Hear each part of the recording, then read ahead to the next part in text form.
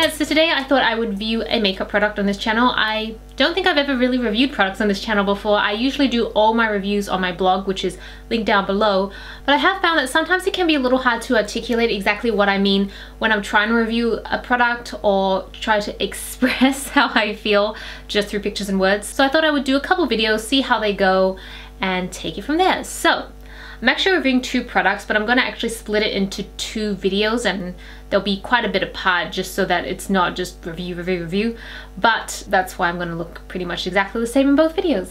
The product I'm going to be reviewing today is this one here. It is the Natasha Denona Sculpt and Glow. It is basically a contouring palette. So this is essentially what the product looks like. You've got 6 pans.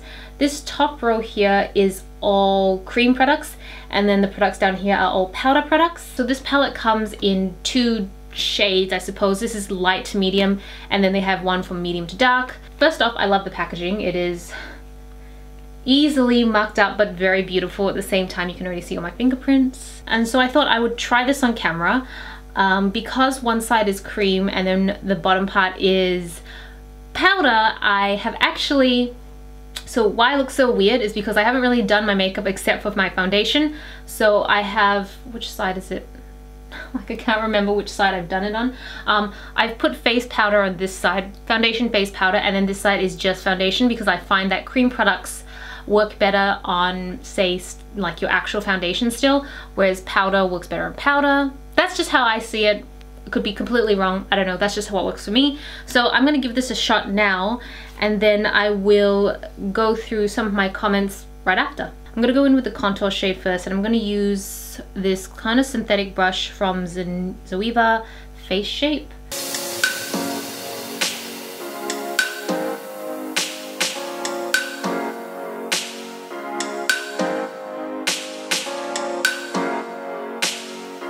Okay, I think that's pretty much my contour down. It feels weird because only half the face is done, but so far I'm actually quite liking the cream. It's actually blending out really well. I think I went a little bit heavy here, so I had to like really blend it out, but it blends really nicely. I actually quite like that. So I'm gonna move on to highlight now. And I'm sure most of you guys know, but for those of you who are maybe new to using cream products, generally, why am I saying this? Generally when you use cream products, it's better to try and use synthetic brushes. It just picks up the product better, blends it out better. If you try using, say, natural fiber brushes, I find that it can get really cakey. So that's just my experience.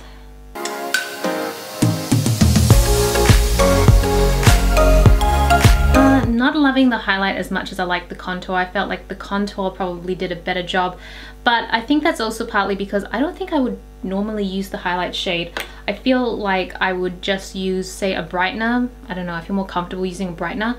This, I think, didn't highlight enough. This is essentially what the highlight shade looks like. It is quite bright, but I just feel like it doesn't have that extra, like, I feel like brighteners have a little bit more of a brightening effect, whereas this highlighter, it's more like just a light cream. That's pretty much all it is, whereas I feel like brighteners almost reflect some of the light. So I don't know if I would personally use the highlighter on a daily basis, or I'm not sure. I don't contour on a daily basis, to be honest, but I just don't think the highlighter is something I would use. But the contour, I actually really like the contour.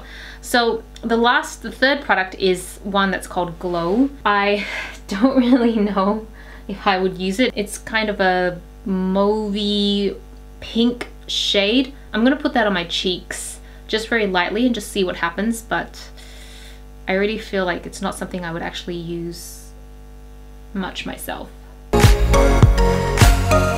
Firstly, no idea if I'm using this right or not, the Glow, but I feel like the highlight kind of did a good enough job that the glow probably wasn't totally necessary. I also feel like I have a lot of cream on my face now, but in person I feel like it did a little bit, like it just kind of added a little bit of color here, but on camera I can't see a difference. So yeah, so that's that side of the face. I'm going to move on to the other side now, where I will be using the powder part down here. So I'm going to start off with the contour.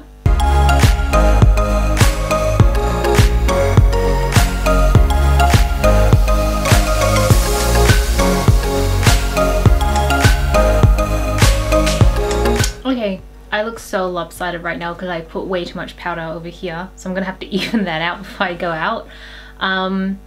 But I am not a huge fan of the contour powder, contour sculpting powder. I don't know, I feel like, so this was a problem that I had when I was actually swatching it, because I'm going to do a blog post on this as well. So I did some swatches before I got here because, you know, beauty blogger problems, you want to take a picture when the product is still pristine. And I found the powder for the contour really patchy, like it wouldn't blend. It was very, very patchy. When I would swatch it on my arm, it would cake up where I first landed my finger and then nothing. And I tried that a few times because I thought maybe it was just kind of like an overlay on the top, and so I just needed to break into the product. Well, I did that probably 5 or 6 times where I was like trying to make a dent into the powder and I was still getting that result. And I thought maybe it's just the swatching, I have no idea, it's different. It might work differently with brushes. So I'm trying it now and I'm finding I'm getting the same problem. I feel like it's, like I don't even know if it's apparent on camera because I feel like I had to blend it out quite hardcore. But I find that especially around my nose contour and just out here, it's really hard to blend this up into my hairline, so it feels patchy, and I'm finding it a bit difficult to really get a nice even blend on this side. Whereas for the cream contour, I felt like it just seemed so natural and it just smoothed on really, really nicely. So that's my initial thoughts around the contour. I am going to go in with the highlight now. The highlight for the powder says Japanese pressed powder, so I don't actually know if this is supposed to be a highlight. It literally looks like pressed powder now that I'm swatching it on my fingers. But the one on the bottom over here, this one is called All Over Glow Shimmer in Powder, so this has a bit more of a shimmeriness to it. I mean, it is a bit shimmery, so I might put a little bit of the Japanese pressed powder just here where I would normally highlight, just to see what it does, and then I'm going to go over the shimmery part. I'm going to use the shimmery powder just on my high point here, so let's give it a whirl. And if you're wondering, like, I know this might annoy some people, why I have like creases in my eyes is because I put, when I was doing my foundation day, I just basically put it all over my face to even it out because I'm not having fun with eczema right now, so I just kind of have to even everything out, and so that's why you're going to see that. So I'm very sorry if that's annoying you, because it's going to annoy me when I edit this video. Sorry, future Celina. Alright, so I'm actually going to go ahead, finish off the rest of my face and even out this contour, and then I'm going to give you my final thoughts. So I'm back, I finished all my makeup, and now I can share with you some of my thoughts on this palette. So I don't think I mentioned at the start, but I wanted to set a little bit of context about this palette first. I think in America, I cannot remember the exact prices, so I will link them down below, but I'm going to speak from an Australian perspective just because that's the perspective I have. I think in my bank account, I remember paying about $128 for this whole palette, which, when you think about it, is a pretty hefty fee. I know that there are plenty of contour palettes you can get for cheaper, maybe not super cheap, not like, I don't think I found any that are like $20, $10 or something like that that are of this quality, but I don't usually see them for going over $100, if that makes sense. So I will say that this palette for sure is definitely on the expensive side, but if you are familiar with Natasha Denona's palettes, products, then that shouldn't come as a surprise to you. She has those incredible eyeshadow palettes, which I love so much, but they are like $256 Australian or something like that. So they're insanely expensive. So that's just to set a little bit of context that when you are talking about Natasha Denona, it is going to be expensive. Regarding the palette overall, I like it, but with some buts. So I'm going to talk about the things I really like about it and then the things I don't really like about it. And so I will say that the cream contour shade is a favorite, like hands down, so good. I love it. Don't know if you can get brands similar to that because I haven't really tried a ton, so I'm happy for you to leave suggestions down below to try other brands, but I love the contour cream. It blends so amazingly. I feel like the pigmentation is a really good one for people with my skin tone. Maybe if you were a bit darker. I think if you were a lot lighter than me, it would still work, but you just need to go on with a really light hand. I felt that the highlight cream wasn't too bad. The other thing that I really liked was the All Over Glow Shimmer in Powder, so the powder glow version. Love that as well.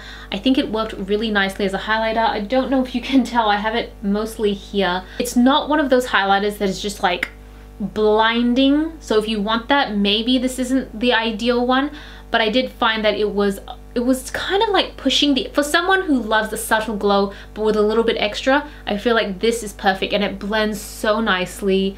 That's what I will say. It does blend so nicely, and I also found that the Japanese pressed powder blended really nicely as well.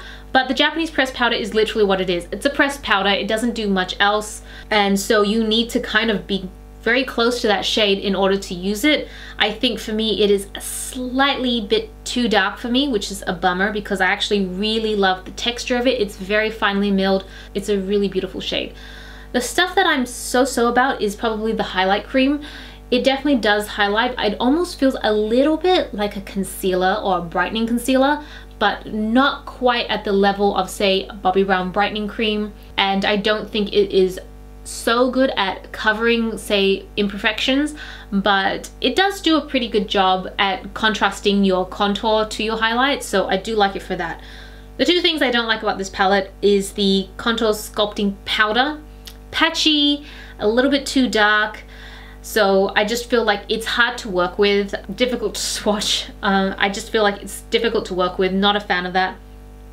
The Face Glow Cream Shimmer. Now that one I'm still on the fence about because I think maybe if I'd used it on bare skin it would look really nice. I think it did give a nice, very subtle shimmer, but I don't think it works well on other creams. So when I was trying to place it on other creams, it just, like the brush was putting some product down, but it was also picking up other creams off my face, so it wasn't a nice even application, and I don't know whether that's just how creams work in general. That one kind of sits on the fence with me because personally in my own daily makeup regime, I don't see myself being able to utilize that particularly. So I feel like this palette has a lot of hit and misses in it, but I don't know if I could sincerely hand on heart recommend it to people to pick up. That said, I know there's a lot of other contour palettes that I would love to try first to see how this sits in that benchmark. So those are pretty much my final thoughts on the Natasha Denona Sculpt and Glow. If you've ever used this palette before, then I would love to hear your opinion, what you thought. Did I use it right? Can you recommend other ways for me to use it? And yeah, let me know what you think about review videos because I do find them, I like watching them for especially new products that have come out. I really hope you enjoyed this video. Thank you so much for watching. This is Celina from Pointing from My Room. Back to you, internet.